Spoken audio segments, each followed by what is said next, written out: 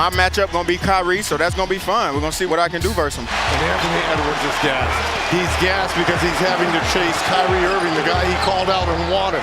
He is absolutely tired right now. Things completely backfired on Anthony Edwards as he woke up the sleeping giant and Kyrie went crazy on him. However, things started off great for Anthony Minnesota as they came out shooting lights out to start the game, led by Jaden Mcdaniels, who went 3 for 3 in the opening quarter. Good screen for Edwards, outside Mcdaniels, 3, another one! 3 in a row, coach, again, and he has found his stroke. And when Edwards did this, I got flashbacks of those Denver blowouts. Here comes Anthony Edwards, a long shot. Already a 9-point lead and the momentum on Minnesota's side. And with buckets like this ultra slow motion 3-pointer as well as whatever this is, both by Kyle Anderson of course, I wouldn't blame Dallas if they got demoralized early on. But the Mavs did not panic as they had the ultra-aggressive version of Kyrie Irving going at Edwards and blowing past him for 13 points in the first. Going left, in traffic, using your right, finishing oversized. What a finish. Luka had McDaniels on him and he was able to exploit the matchup and operate in the pick and roll to get to his spot and knock it down. So the Mavs were able to weather the storm early on and make it a back and forth battle. Thing is, with all the focus defensively being on the main guys from Minnesota, McDaniels and Anderson continued to boost the Timberwolves offense in the second quarter as well. And things started escalating again with this.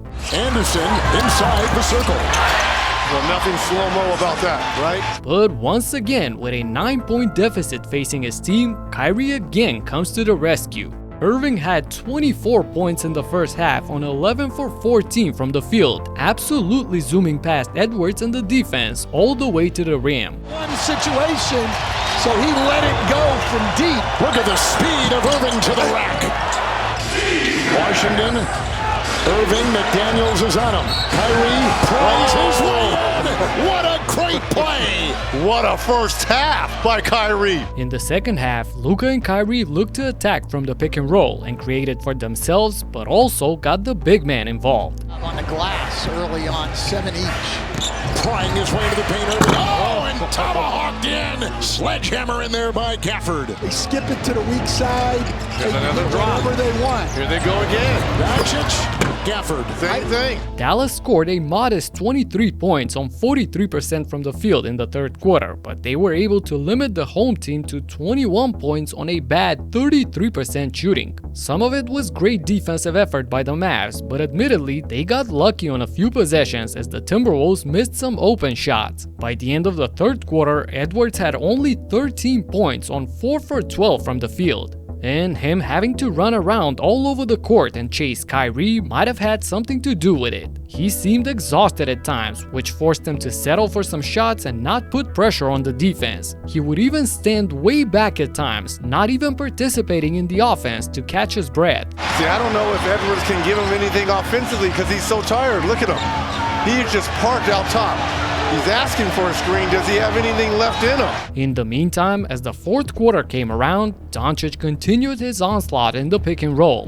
Gobert can score on Lively or Gafford, and you were going to lose anyway. Doncic delivers. Back to back. He scored 15 points in the final period, and with the help from the role players, they took control in the final minutes. He's got to attack. He's grimacing too.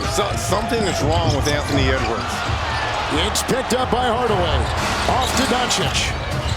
Into McDaniels. Stutter stepping. Stammering. Lively. Parachutes in. But then, Edwards and the Timberwolves finally woke up and started hitting shots to cut into the 9-point deficit.